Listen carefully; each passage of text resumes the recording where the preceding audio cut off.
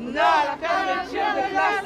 Ils se battent pour que l'école de leurs enfants ne subisse pas de fermeture de classe, comme cela est prévu pour la rentrée prochaine. L'école maternelle Saint-Barthélemy-les-Flamands, dans le 14e arrondissement de Marseille, est classée REP+, réseau d'éducation prioritaire. Elle est alors concernée depuis quelques années par le dédoublement de classes, très bénéfique pour l'apprentissage des enfants et les conditions de travail des enseignants.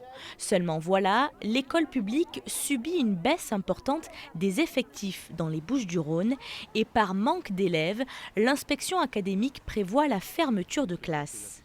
La difficulté, c'est que dès qu'on passe en dessous du seuil d'un enseignant pour 27 élèves, on ferme une classe, alors que 27 élèves en maternelle et après un an de Covid, c'est déjà beaucoup trop, et que nous, on demande donc le maintien de cette classe pour permettre aux enseignants de faire leur travail avec les élèves dans de bonnes conditions. Et donc en même temps, on fait des dédoublements et d'un autre côté, on augmente les effectifs dans les autres classes. Des dédoublements en grandes sections et des petites et moyennes sections à 27 ou 28 par classe. Les parents sont inquiets. Ils ont été contraints par rapport au Covid à rater pratiquement une année d'école, à être en décrochage scolaire. Les parents n'ont pas été là parce que malheureusement, il y a des parents qui sont illettrés qui n'ont pas cette possibilité de leur apporter cet enseignement à la maison. Donc malheureusement, si l'année prochaine, on se retrouve à 27-28 dans les classes, ça va être catastrophique pour ces enfants-là. Donc voilà, il faut penser à nos enfants et il ne faut pas oublier, voilà, on est dans les quartiers nord, c'est des quartiers qui sont compliqués et il ne faut pas qu'on nous oublie. Un manque d'élèves dans cette école, pourtant les écoles voisines sont surchargées. À côté, on a l'école de la Busserine dans laquelle il n'y a plus de classes disponibles, dans laquelle les effectifs sont totalement surchargés. On demande une révision de la sectorisation depuis des années, elle n'est pas faite, alors qu'ici, effectivement, au Flamand, il y a des classes disponibles.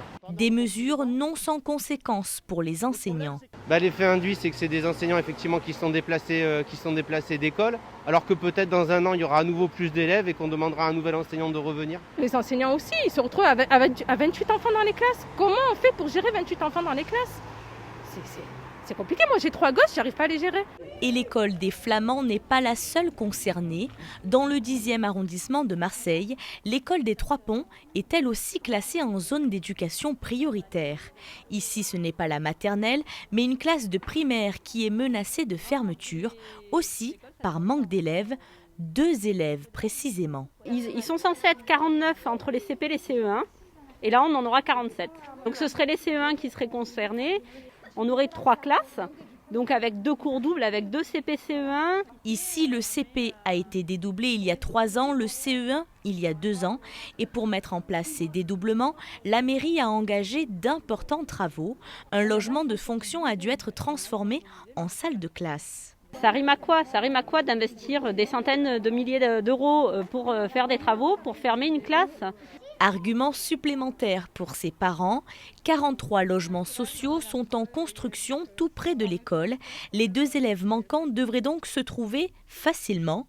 En attendant, les organisations syndicales ont voté contre la proposition de carte scolaire de l'inspection académique. Elle doit être revue ce jeudi. Parents et enseignants seront mobilisés ce même jour.